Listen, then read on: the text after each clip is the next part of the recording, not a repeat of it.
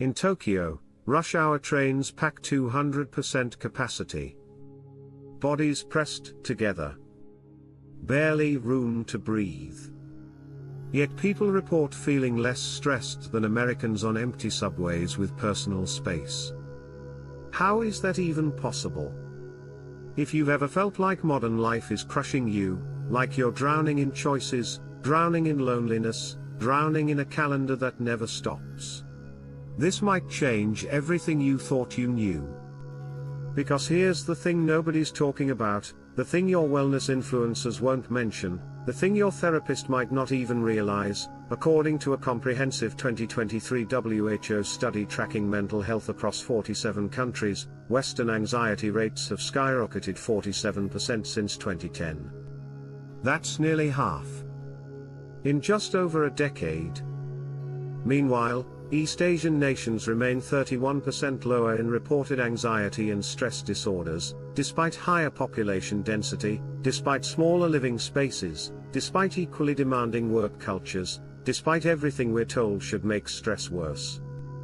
Your peaceful neighborhood, with its white picket fences and spacious yards, might actually be making you more anxious than a cramped Hong Kong apartment building where you can hear your neighbors' conversations through paper-thin walls. That doesn't make sense, does it? Let me introduce you to Sarah. 34 years old, marketing manager in Denver, Colorado. 6-figure salary. On paper, she had it all figured out. Spacious townhouse in a quiet neighborhood. Reliable car with heated seats. Privacy. Her own home office. The American dream, right? Everything we're told to aspire to. Reality. Crushing, suffocating loneliness. Sunday scaries that started creeping in Friday afternoon. Panic attacks in the cereal aisle because there were too many choices and none of them felt right. Her therapist was on speed dial. She'd tried 3 different SSRIs. Nothing really worked. Then her company sent her to Bangkok for a 3-month project. She almost turned it down. The anxiety of change felt overwhelming. Week 1 was hell. The noise, the chaos, the language barrier, the humidity that made her feel like she was breathing through a wet towel. Week 2, something small happened. The woman at the street food cart near her apartment learned her name. Started asking how her day was. Not in that forced customer service way. Genuine interest. Week 4, her neighbors, complete strangers who barely spoke English, invited her to a family dinner. No Facebook event. No let me check my calendar. No we should totally do this sometime. Just, come eat with us. 6 o'clock. Bring nothing. And something impossible started happening. Her stress evaporated. Not disappeared. Not perfectly solved. But that constant background hum of anxiety, that tight feeling in her chest she'd carried for years. Gone. What if everything we're told about stress, about happiness, about the good life, is backwards? But before Sarah's story makes complete sense, before you can understand why a chaotic Asian megacity felt more peaceful than suburban Colorado, you need to understand the hidden stress factor that's been right in front of you this entire time. The thing that's slowly killing you that doesn't show up on any medical test. The Stanford loneliness study from 2024 revealed something that should terrify every single person watching this. Americans now average 0.8 close friends they can call in a crisis. Read that again. 0.8. You don't even have one complete person you can truly rely on. Not your spouse, because that's a different category. Not your family, because that's obligation, not choice. One friend. One person who chose you, who you chose back, who would drop everything if you called at 3 a.m. saying I need help. Most of you don't have that. In 1985, that number was 3.2. In 1950, it was close to 5. We're watching the complete collapse of friendship in real time, and we're so distracted by our phones and our streaming services and our productivity hacks that we don't even notice. Compare that to South Koreans averaging 4.7 close friends. Vietnamese averaging 6.3. Even accounting for cultural differences in how friendship is defined, the gap is staggering. And here's why this matters more than almost anything else. Social isolation triggers the exact same brain response as physical pain. Your amygdala fires identically. Your cortisol spikes the same way.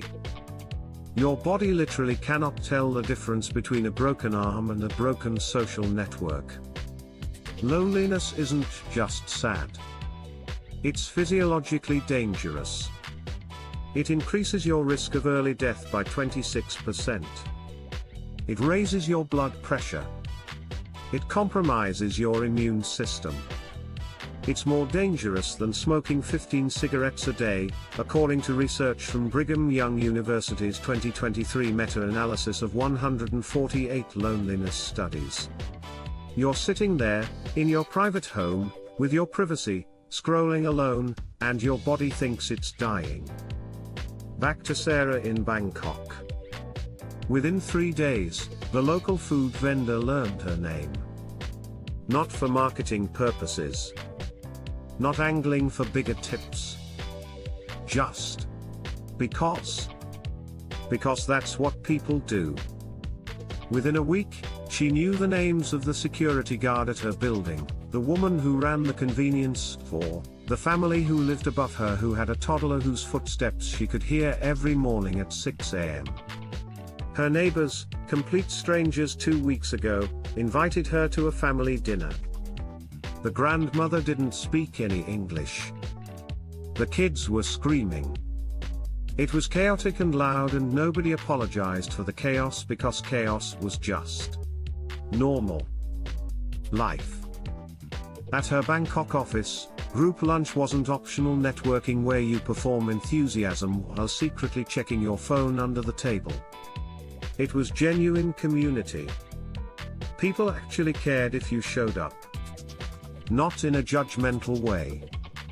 In a "we missed you yesterday, are you okay?" way. Sarah is a data person, so she got her cortisol levels tested before leaving Denver and again 6 weeks into her Bangkok assignment. 23% drop. Her doctor in Denver emailed asking if she'd started a new medication. She hadn't. She'd just lived differently. She described it to me like this: it felt like a weight lifting off my chest that I didn't even know I was carrying. Like I'd been holding my breath for years and finally exhaled. So let me ask you something personal. When's the last time you had a spontaneous conversation with someone who wasn't trying to sell you something? When's the last time a neighbor knocked on your door just to chat? When's the last time you knew the names of the people living within 100 feet of you? Yeah. That's what I thought. Community explains part of it. The social safety net. But there's something even deeper happening here, something more fundamental about how we experience reality itself. And it has to do with time. Harvard's time psychology research from 2023 discovered something that explains so much about modern anxiety. Western cultures experience time as 40% more rushed, despite working statistically similar hours to Asian counterparts. We feel like we have no time. We feel like we're always behind. We feel like the day slips through our fingers. They don't. The difference comes down to this: we operate on clock time. Rigid. Mechanical. Every minute measured and monetized. Time is money. Don't waste time. Maximize your time. Optimize your time. Many Asian cultures operate on event time. Things happen when they happen. Dinner starts when people arrive, not at 6:30 sharp. Meetings end when the discussion is finished, not when the calendar alert goes off. And this isn't just perception, just cultural vibes. Your brain is literally aging faster because of how you think about time. The chronic activation of your prefrontal cortex trying to manage every minute creates measurable cognitive decline over decades. Meet Kenji, 42-year-old software developer in Tokyo. Works for a major tech company. Puts in 50-hour weeks, just like someone in New York City or San Francisco. Stressful job. Tight deadlines. Demanding clients. But here's the difference that changes everything. Zero guilt about the 2-hour dinner with colleagues after work. Not networking. Not climbing the ladder. Just eating. Talking. Being. Complete cultural acceptance of switching off between tasks. No apologizing for not checking emails at 9 p.m. No shame about having your phone on do not disturb mode after you leave the office. Work is work. Home is home. The boundary is sacred. Brain scans from Tokyo University's 2024 workplace stress study show 34% less prefrontal cortex strain compared to American workers doing identical software development tasks. Same job. Same deadlines. Same code. Different brains. Wait, they work longer hours but feel less burnout? According to Japan's Ministry of Health 2024 longitudinal study tracking 10,000 workers over 5 years, yes. The data is clear. Kenji describes arriving home as closing a chapter. The workday is a story with a beginning, middle, and end. When it ends, it's over. Americans describe it as pausing a never-ending task. The work is always there. Always waiting. Always pulling at you. You never finish. You just stop for a few hours before starting again. Feel that difference in your body? That difference is measurable. But here's where it gets controversial, where we enter territory that might make you uncomfortable. Because the biggest stress factor might be the thing we're told brings us freedom, brings us power, brings us control over our own lives. What if your freedom is suffocating you? Columbia University's Choice Paradox study from 2023 spent 3 years tracking decision fatigue across 12 countries. They found that cultures with over 60 breakfast cereal options report 52% higher decision fatigue than cultures with fewer than 10 options. But it's not just cereal. It's everything. What to watch. What to eat. What to wear. What career to pursue. What city to live in. What dating app to use. What version of yourself to present to the world? Here's what's happening in your brain that nobody explains. The average Westerner makes approximately 35,000 decisions daily. East Asians? Around 18,000. Every single choice depletes the same mental energy you need for actual important decisions. Choosing what to watch on Netflix for 20 minutes uses the same prefrontal cortex resources as choosing whether to take that new job. Your brain doesn't distinguish between trivial and crucial. It just depletes. Decision fatigue is real. And you're drowning in it. Meet Linda. 29 years old. Moved from Orange County, California to Singapore for a marketing position at a startup. Backstory? Chronic anxiety since college. Analysis paralysis. Could spend hours researching the best option for anything. Never felt like she was doing enough, choosing enough, being enough. Always one wrong choice away from ruining her life. That's the message we absorb, right? Choose correctly or fail. Optimize or fall behind. Culture shock hit hard. Fixed menu sets at restaurants, you pick option A, B, or C, not customize every ingredient. Established social scripts at work, hierarchy is clear, your role is defined, you don't have to invent yourself daily. Clear expectations about communication, direct, efficient, no endless Slack threads debating every minor decision. Her initial reaction: I felt trapped. Like I'd lost myself. Like I'd given up my agency. She called her mom crying, saying she'd made a huge mistake. 4 months later, something shifted. Something clicked. I realized I was spending mental energy on nothing, she told me in our interview. Hours every week agonizing over decisions that didn't matter. Which gym to join? Which coffee shop was best? Which lunch spot was optimal? Now my brain has space for things that actually matter. My relationships. My creative projects. My actual work. Her anxiety medication?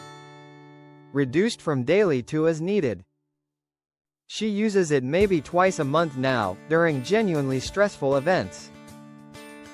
Not just to survive ordinary Tuesday. Her therapist back in California asked what changed.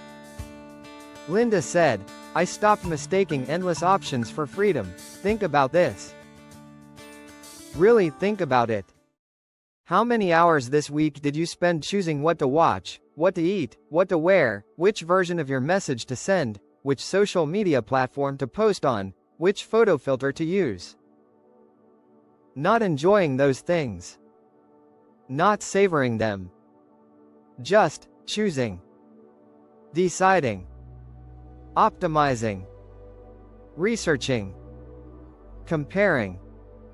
What if that time, that energy, that mental bandwidth could be spent on something that actually enriches your life?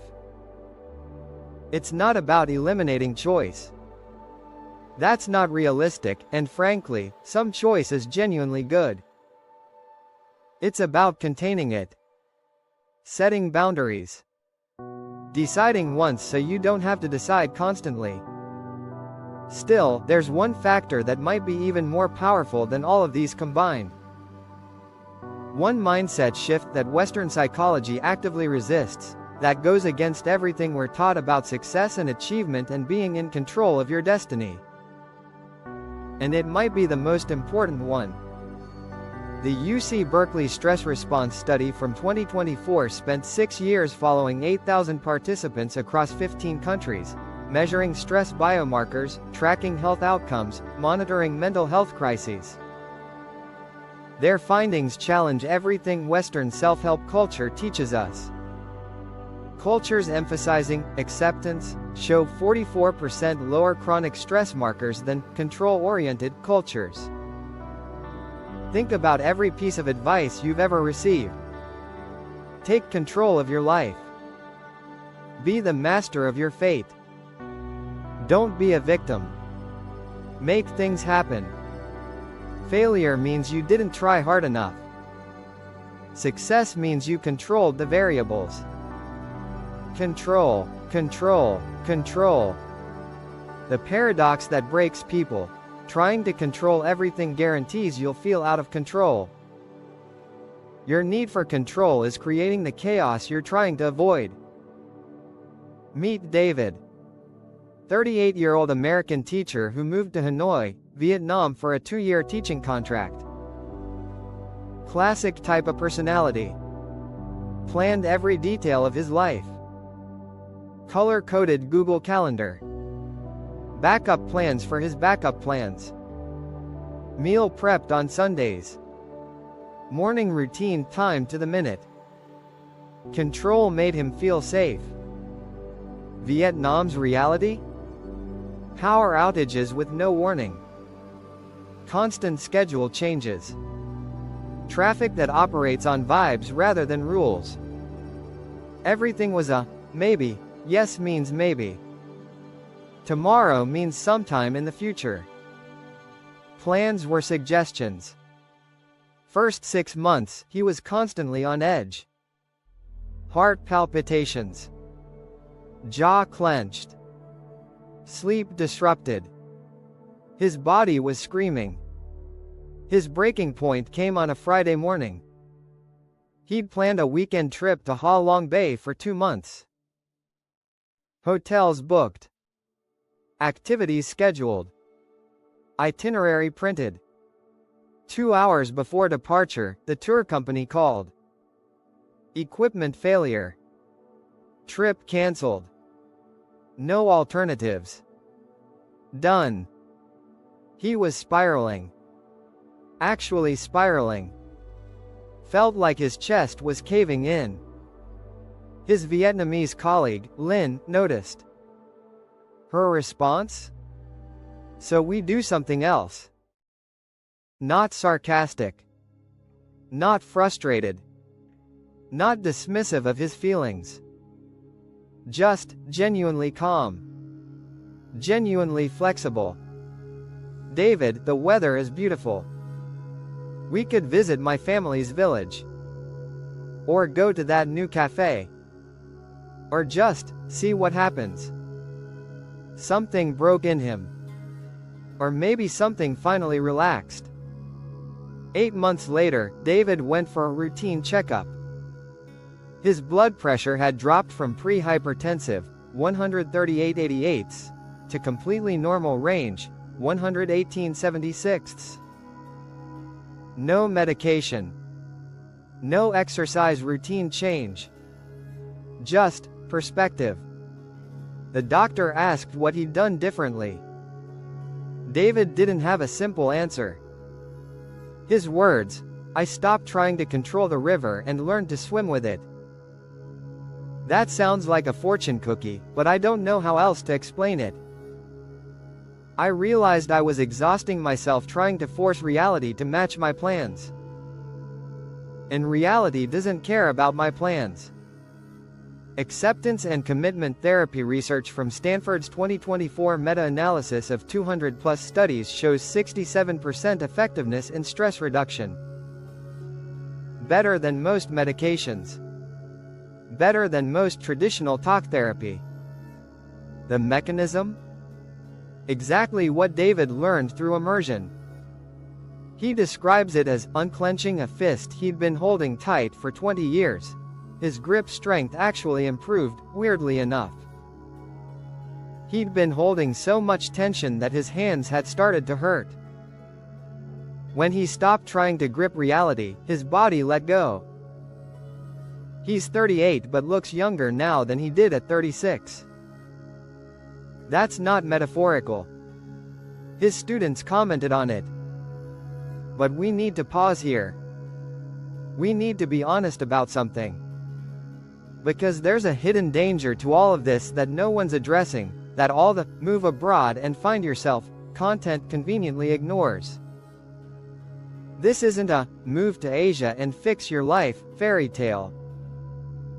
This isn't "Eastern wisdom solves Western problems." Asian cultures face different stressors that can be just as devastating. South Korea's academic pressure contributes to youth suicide rates that are among the highest in the developed world. Kids study 16 hours a day. The competition is suffocating. Japan has a word, karoshi, which literally means death from overwork. People die at their desks. This isn't metaphor. This is a recognized medical condition with documented cases. Collectivist societies create intense family obligation stress. Your choices aren't yours. Your career path might be dictated. Who you marry might need approval. Your aging parents will expect you to care for them. The individual self is often subsumed by family expectations. It's not that Asia has less stress. It's not that these cultures have solved human suffering. It's distributed differently. Different pressure points. Different breaking points. And if you're an outsider trying to adopt these practices without understanding them, without the cultural context, without the support structures, you might face the worst of both worlds. You might get the pressure without the community, the expectations without the safety net, the conformity without the belonging. Remember Sarah from the beginning? She returned to Denver after 6 months in Bangkok. Contract ended. Real life called. Re-entry was brutal. The silence of her townhouse felt like violence. The isolation felt even worse now because she knew what she was missing. She'd tasted a different way of being human, and now she was back in a culture that felt actively hostile to human connection. She cried for 3 days straight. But here's what she did instead of just accepting that the American way was the only way. She printed 5 invitations. Handwritten. Invited her 5 closest neighbors to a Thursday night dinner at her place. No agenda. Just food and conversation. 3 showed up the first week. It was awkward. Americans aren't used to this. 18 months later, that Thursday dinner group has grown organically to 15 core members with rotating guests. They've celebrated birthdays. Supported each other through job losses. One couple met at Sarah's dinner table and is now engaged. She deleted apps that added decision-making friction. No more endlessly scrolling restaurant reviews. She picked 5 go-to spots and rotates them. No more trying 47 different productivity apps. She uses a paper planner. She practices event time every weekend. No schedules. Only intentions. If brunch with a friend goes 3 hours, it goes 3 hours. No apologizing. No checking the time. No, I should probably get going. Result? She got retested 6 months after implementing these changes. Her cortisol levels stabilized at 19% lower than her original Denver baseline. Not as dramatic as Bangkok, but sustainable. Real. Hers. Without moving 8,000 miles. Without abandoning her career. Without escaping to some fantasy version of life. According to the Cross-Cultural Psychology Journal from 2024, cultural borrowing is highly effective when adapted, not copied. When you understand the principle and apply it to your context, you don't have to move across the world to access these benefits.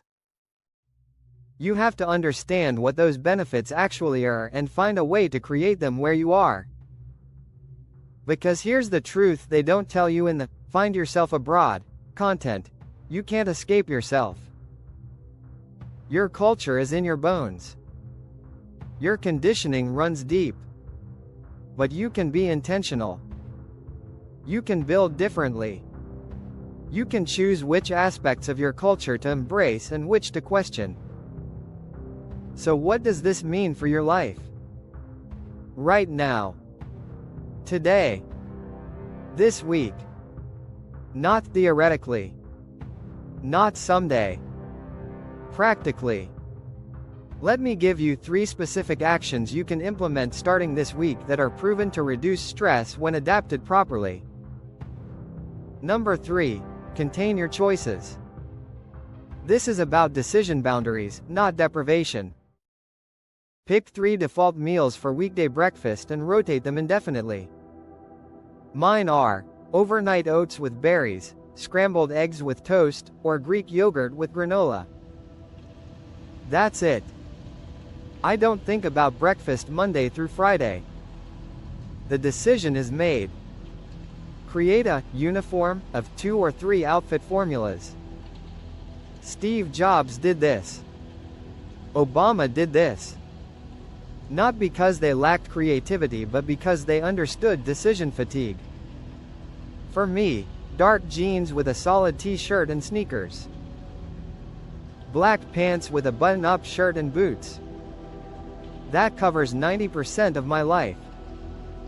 The science backs this up. A 2023 Cornell University study tracking decision fatigue found that reducing trivial daily decisions saves an average of 47 minutes of cognitive energy. That's mental bandwidth you can redirect to things that matter. You're not giving up freedom. You're freeing yourself from meaningless choice. Number 2. Build micro-community. This is the hardest one for Americans because it requires vulnerability and consistency. One repeated weekly interaction. Same coffee shop, same time. Or same park, same morning walk. Or same grocery store checkout line if you're really consistent. 5-minute non-transactional conversations. Not networking. Not trying to get something. Just human connection with no agenda. Learn names. Ask about their week. Show up consistently enough that your absence would be noticed. According to Yale's Social Connection study from 2024, this creates a measurable 12% reduction in loneliness markers in just 4 weeks. Your nervous system registers that you're not alone. That you're seen. That you exist in someone else's mental map of the world. It sounds small. It's not small. We're social animals dying of social starvation and pretending we're fine. Number 1. Practice event time. This is the most radical because it goes against everything Western culture teaches about productivity. 1 weekend day with no schedule, only intentions. Not, I'll be spontaneous from 2-4 p.m. and then I have a thing at 5, actually no schedule. Turn off time displays during meals. No phones on the table with the time glowing at you. No watch checking. Let the conversation end naturally, not when the clock says it's time to move on. If dinner takes 45 minutes, it takes 45 minutes. If it takes 3 hours, it takes 3 hours. The meal is done when the connection is done, not when the calendar alert goes off. The research from UC Berkeley's Time Perception Lab shows a 28% improvement in time affluence perception, the feeling that you have enough time, just from practicing this 1 day per week. You start to feel like time is something you inhabit, not something that's chasing you. These aren't magic pills. They won't fix everything. Your problems don't disappear. But they're friction reducers. Stress reducers. They create space for your nervous system to regulate. Your nervous system doesn't care about cultural purity. It doesn't care if you're doing it authentically, it responds to patterns. To consistency. To safety cues. These practices send safety cues. We started with a question. How can people in cramped, chaotic Asian cities feel less stressed than Americans in spacious suburbs? Now you know it's not magic.